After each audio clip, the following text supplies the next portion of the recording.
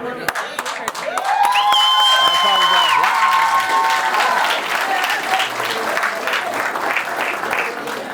it's a lot of people in here. I like the shirt. What's up, man? How you doing? How you doing? I'm good. The Polites, how y'all feeling? I even see Mr. Robinson in here somewhere. Where he at? He's here. He's here. Okay. How y'all feeling today? Good. Sorry I'm late. I was, where they at? Blame them right there. You. Don't be looking around and blame you.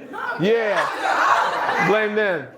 But no, it's good to see y'all. I'm excited. I haven't done a pop-up or a meetup in Winston in so long. And I feel like I'm going to start doing these again every month, obviously. But everybody's from the Triad, Winston, Charlotte? Greensboro in here? All the way from D.C. They came down from D.C. Virginia.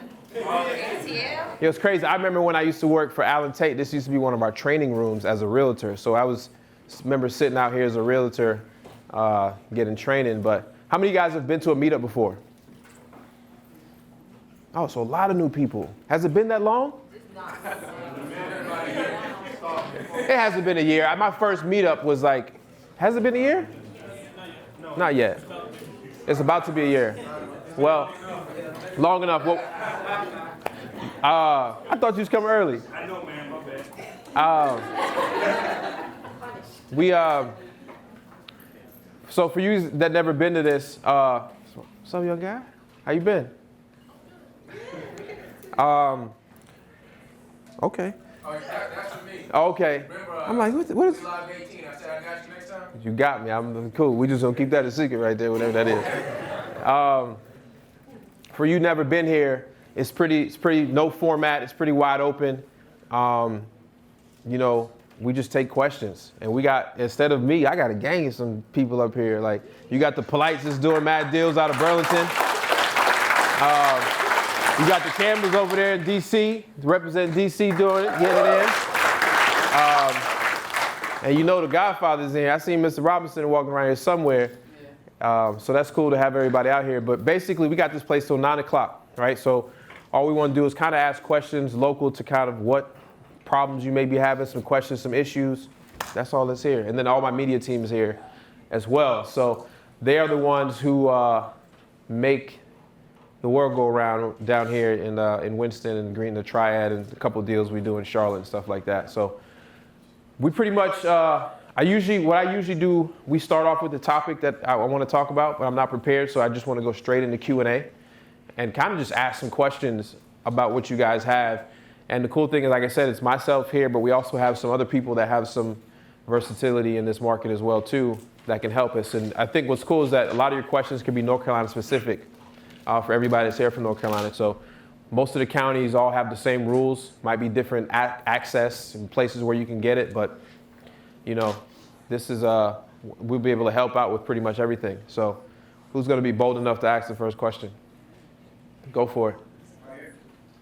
I watched the meetup you had a while back, and you were talking about locking up a property. You said in the week I'll call and ask for a reduction. And if I get that a lot. Wholesaling, I lock up properties too high.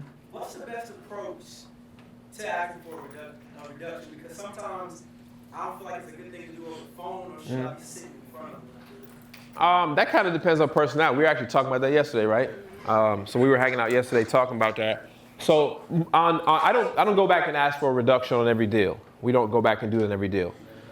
Sometimes we do lock up deals at a margin that I may want an extra $1,000 or $2,000. Francis knows we'll pull from either side. So we'll tell the buyer, hey, look, give us an extra $1,800, $2,000, and we'll go to the seller and we'll say, hey, give us an extra $1,800, $2,000 to create an extra $4,000 in spread. Now, how you do it is kind of up to the rapport that you've built with the seller. So that could be in person, on the phone.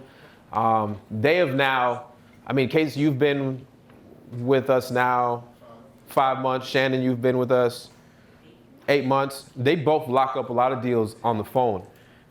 So we get a lot of contracts without ever leaving the office. So if you build a good enough rapport, you can do that. Now, you need to have, now we did have a deal, I don't know, Francis, we did have a deal where we got an inspection. And the inspection allowed us to make an extra $20,000 on the deal. It was a $6,000 wholesale spread, and it turned into a $26,000 wholesale spread because we were able to use the inspection that I paid $400 for to leverage it against speaking with the seller. Just really breaking down all the repairs that I had to go through. Make sense? So on the phone or in person is kind of up to you, but you actually need to have a reason too. You just can't say, hey, look, I messed up. You can say that. That is an actual approach. You can say, hey, look, I messed up. I thought the property was going to do this. I didn't think the repairs were going to be that much, and now I'm doing some numbers, and you know, I made a $10,000 mistake. I'm not expecting you to give me a $10,000 reduction, but can you meet me somewhere in the middle, right? So that's kind of like that conversation you can have with the. I've been bird dog for like a year and a half or something. I get a lot of properties. I do tax default, foreclosures. I find this property. But I guess he got shady buyers or investors. And I mainly do the Charlotte area. I live in Greensboro, but I've been doing it here too as well. And I want to step out on my own. Because I do so much work. Only reason I use him because he's where he has buyers and investors. I mean, I got a notebook full of property. I do direct mail. But that response is You doing way more than bird dogging.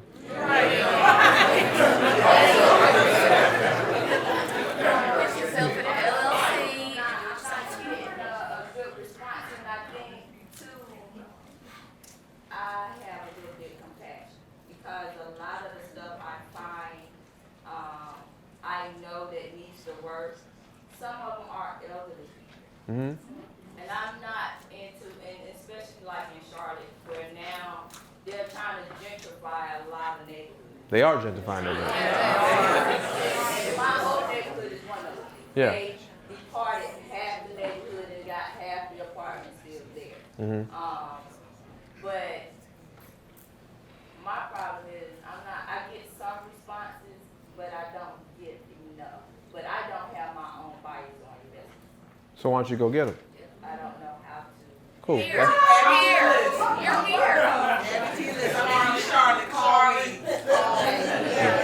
So one of the good reasons. How many people in here are cash buyers? Raise your hand. There goes a few. I buy two.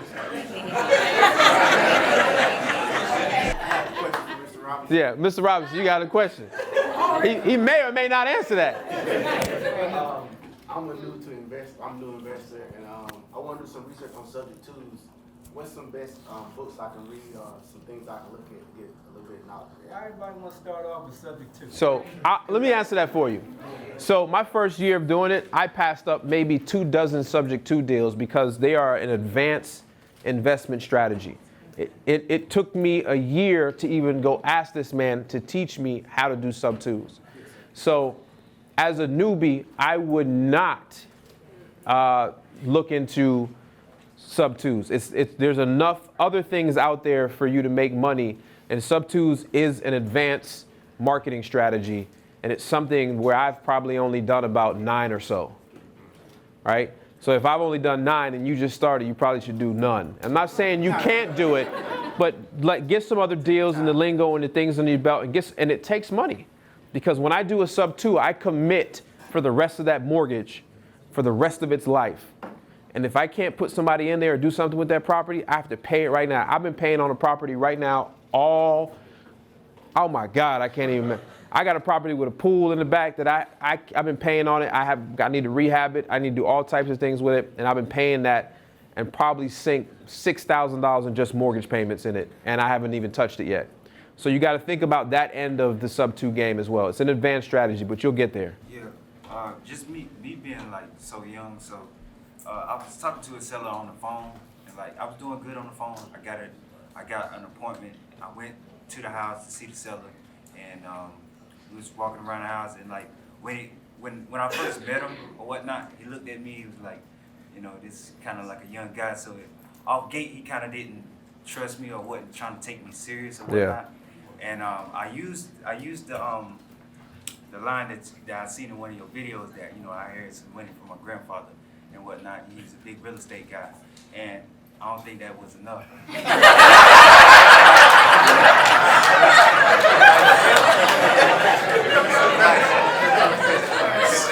After we got finished talking, he asked me for a business card. Luckily, my business card came in like as soon as I went to go to the appointment, and I gave him my card, and that really wasn't enough either. And like the third time when I got on the phone, he said, you know, send the paperwork over and send me your business, like information about your business and whatnot. And so I was like, I was just stuck. Yeah, he wasn't motivated. Well, no, he is motivated. Cause So So ask him, when he bought the house, did he have to send in information about his business when he bought it? See, I was gonna use that, but it was like You gotta say, and sometimes you gotta be stern. He's waiting for a pushback. Hey, Mr. Seller, what does all my business have to do with me buying your property? If you want to sell it and I want to buy it, and we agree on the price, what are you looking at? Yeah, because he was motivated. Cause I sent. Out You a need postcard. to punch back. Stop being so gentle. Punch back, and he's gonna be, oh, this guy does have a little raspiness to him, right? Because at certain times you sound desperate. You know, at certain times you sound so desperate that you're like, oh, well, Mr. Seller, well, okay, I'll get you that. I can do that for you. No, listen, you either want to sell this house or you don't. I'm not running around your circles. I'm giving you money. I mean, he said, well, on the phone, like, he thought, like, I knew what I was talking about, because, you know, I go over my lines and whatnot, you know, that's pretty much it. Like, You just got to punch back. Just be stern with him. Just punch back. I think that's what's hindering me from, you know, getting deals like I want to. Just punch back. You can be young and knowledgeable. I know plenty of people that are young, under 21 when they started and went out and locked deals. So you just got to show that confidence by punching back. You sound like you know how to be confident and talk. But when he asks questions like that, just remember, you're not desperate. You ain't the only one with a house. When you bought yours, they ain't stopped making them. Congrats to you. So as you can see, this business could change your life. It's changed mine. Less than 3 years ago, I was broke, about 15 minutes from here, sitting in my mom's house, to where we are now. We have a multi-million-dollar business. All of you guys can come here. I can put out YouTube. You can learn. And I'm just blessed that I can pass on this information without trying to sell you something, because I feel like it changed my life, and you guys can go out and change your own life. So I appreciate you guys coming out. So take some time, get to know each other, and y'all connect. I appreciate every single one of y'all.